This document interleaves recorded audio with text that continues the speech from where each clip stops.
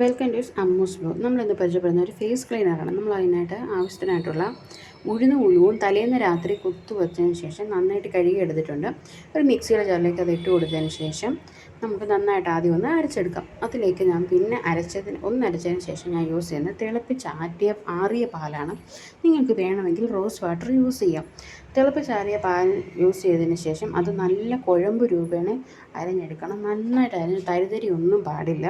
നന്നായിട്ട് അരച്ചതിന് ശേഷം നമുക്ക് ഫേസിലും കണ്ണിൻ്റെ താഴെയും ബ്ലാക്ക് ഹെഡ്സ് വൈറ്റ് ഹെഡ്സ് അതുപോലെ തന്നെ നമ്മുടെ ഈ പെടലിക്കത്തെ കറുപ്പ് കൈമുട്ടിലെ ആൻഡ്രാംസിലേക്ക് പോകാനായിട്ട് വളരെ യൂസ്ഫുൾ ആയിട്ടിരിക്കും.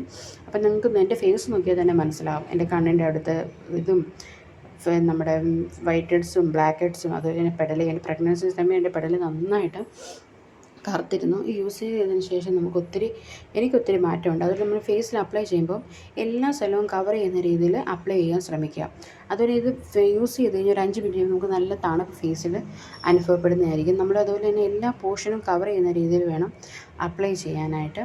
മാക്സിമം ഒരു 20-25 മിനിറ്റ്സ് നമ്മളിത് അപ്ലൈ ചെയ്ത് വെക്കാൻ തന്നെ ശ്രമിക്കേണ്ടതാണ്. പിന്നെ നിങ്ങൾക്കിത് വാഷ് ചെയ്തതിന് ശേഷം സൺസ്ക്രീൻ യൂസ് ചെയ്യാവുന്നതാണ്.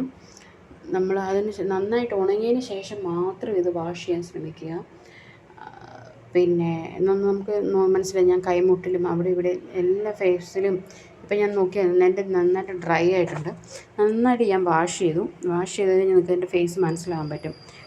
എൻ്റെ വൈറ്റ് ഹെഡ്സും ബ്ലാക്ക് ഹെഡ്സും ഒക്കെ റിമൂവ് ആയിട്ടുണ്ട്. അതുപോലെ തന്നെ നിങ്ങൾ വീക്കിലി ഇത് ടു ടൈം യൂസ് ചെയ്യാൻ ശ്രമിക്കുക. അപ്പോൾ നിങ്ങൾക്ക് വീഡിയോ ഇഷ്ടപ്പെട്ടെങ്കിൽ ഷെയർ ചെയ്യാനും ലൈക്ക് ചെയ്യാനും സബ്സ്ക്രൈബ് ചെയ്യാനും.